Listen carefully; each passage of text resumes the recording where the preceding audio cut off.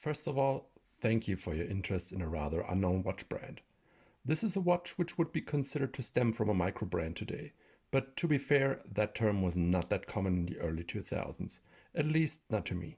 Nonetheless, this little unknown watch model goes to show how sentimental value works, and more on that later, because it will never leave my collection, and it also gets a ton of wrist time. So let's take some time for this nearly 2 decades old F14A Tomcat Squadron Leader Titanium Automatic by Dolphin Watches. My name is Jan, and you're watching the TiME channel. This time I will head straight into the details of this watch and give you a bit of history and my personal opinions later, because the whole design is a crossover of different vintage pieces. So about the case, we have a titanium cushion case, almost like a baby Radiomir I would say, because it is only 40 millimeters in diameter, 48 millimeters from lug to lug, with the lugs kind of protruding the case quite a lot, and only 14 millimeters in total height.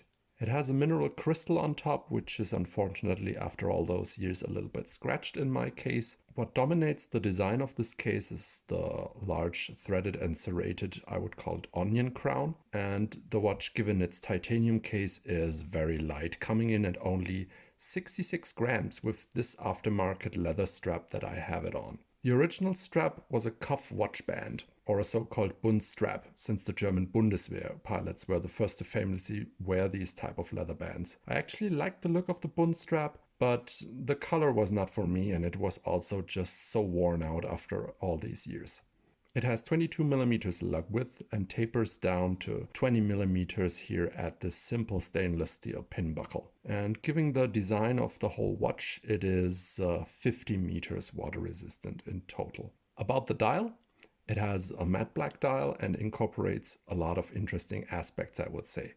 First of all, and I think this is the most prominent feature of the dial, it has a California dial, which means it features on one half Roman numerals and Arabic numerals on the other half.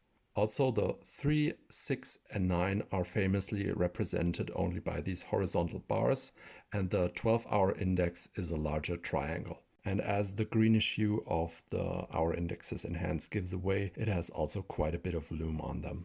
The rail minute around the dial is also another part of a true California dial, but I would consider the numerals to be the more crucial identifier.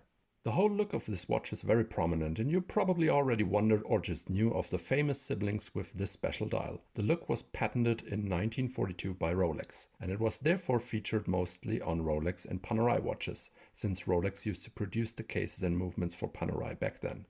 If you're asking why this particular dial is called the California dial, be my or basically everyone's guess. There are many theories out there, but none was proven to be the truth as far as I know. It could be that Rolex sold most of these dial variations in California, or the name originated from a California-based refinisher, Kirk Rich, who specialized on and became famous for his work on exactly those dials in the 70s. Anyway, as I mentioned to you, the case already has its fair share of Panerai vibes. Add a little Rolex Bubbleback handset and dial and a unique large onion crown, and you have yourself a strong contender in my opinion. You could in fact consider this watch to be an homage to that era of watchmaking. Speaking about watchmaking, as I found out much later, and with that I mean 1 month ago, the brand Dolphin Watches was brought to life by a passionate watch enthusiast in southern France in 1993, and it is still around today as a watchmaker for military spirit, tool and dive watches. They offer a small series of uniquely designed and highly functional watches, and can also be contracted to produce certain watches for the end customer. It was so cool for me to see that they are still around, and upon my inquiry, the owner himself answered my questions directly. Very impressive. So let's talk about the caseback. The caseback reveals a nice view of the movement inside, something that was always just amazing to me back then and also today. Today I would probably talk about how this movement might not be the prettiest to show off, but I still enjoy to look at the heart of any watch. About the movement inside, as the display caseback immediately gives away, the watch is powered by a rather simple Miyota automatic movement. Aside from the edged-in model name of the watch on the unidirectional rotor, the movement is as stock and unadjusted as it came off Miyota's production line. It does a solid job and was never serviced in all those years. Yes, shame on me. What I really like about this simple Miyota movement is just how instantly it restarts after the power reserve was used up with just one flick of the wrist maybe. It does have the little stutters visible on the movement of the seconds hand, which is common for many watches with an indirect drive for the seconds hand. It's more visible on the lower beat watches, of course, like this one, and it is called the Miyota H215. Which has a frequency of 21,600 beats per hour or 3 Hz. But fear not, the stutter does not affect the timekeeping itself. So as an additional information, I think this is quite important. If you're unfamiliar with this cheaper Miyota movement and you set your watch, you will maybe notice a little jitter in the seconds hand, which gives off a quite of low quality impression. It's not a real technical issue because the seconds hand will start running again smoothly, or as smooth as this Miyota can, but just adds to the whole impression that you get from this movement. But all in all, it's a fine movement and works quite well.